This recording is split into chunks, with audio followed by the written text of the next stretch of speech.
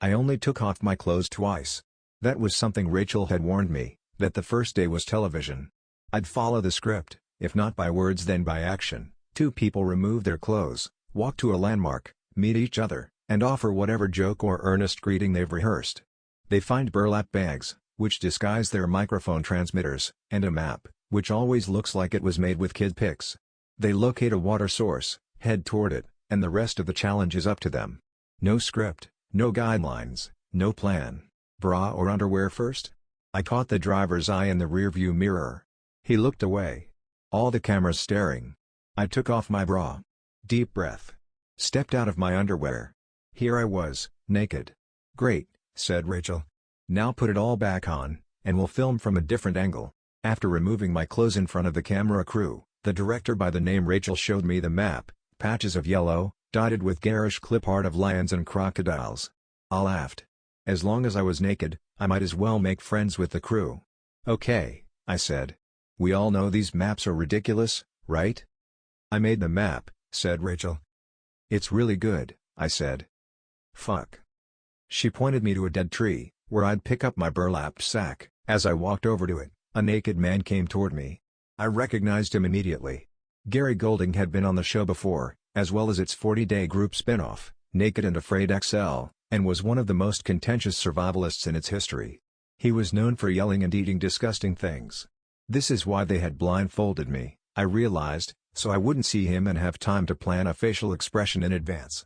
He was heavier than the gaunt figure I'd seen on TV, with tan skin and bright teeth, gray hair, and tattoos across his back. Our first task, there was no other option, really, was to build a boma, a ring of tangled branches 6 feet high, into which we would enclose ourselves at night to be, we hoped, a less convenient snack for predators. Hauling branches and firewood took all afternoon. It was slow going, because Gary and I stopped every few steps to pull long, needle-sharp thorns from the soles of our feet.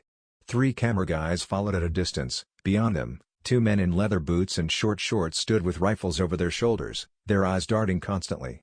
These were the Rangers, and I liked their presence very much.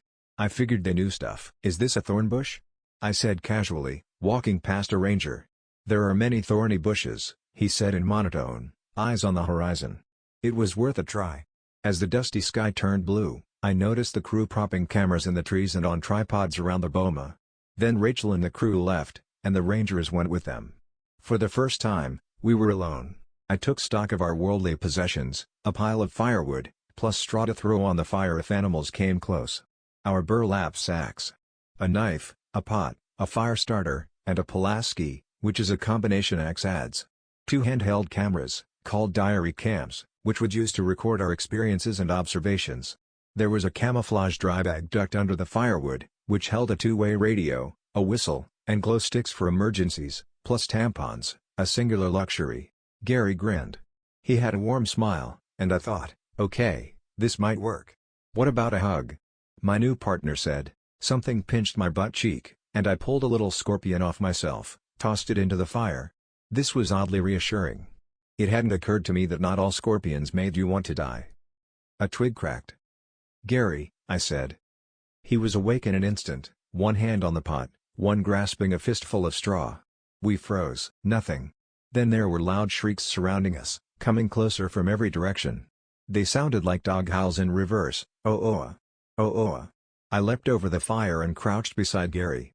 He was already reaching for his diary cam. "There are hyenas all around us," he whispered, while I put grass on the flames. "They're circling us." He aimed the camera at me. Later I learned that survivalists tend to compete for screen time, especially in dramatic moments that are likely to make the show, and Gary was offering to share the scene. But at the time, the camera seemed ridiculous. What was I supposed to do, perform? I just wanted the hyenas to go away. We shouted and banged the pot and built up the fire until a column of sparks rose into the sky and the heat forced us back. Slowly, over several minutes, the shrieks faded, but the darkness whispered all night. I didn't sleep and kept the fire big. I didn't sleep and kept the fire big.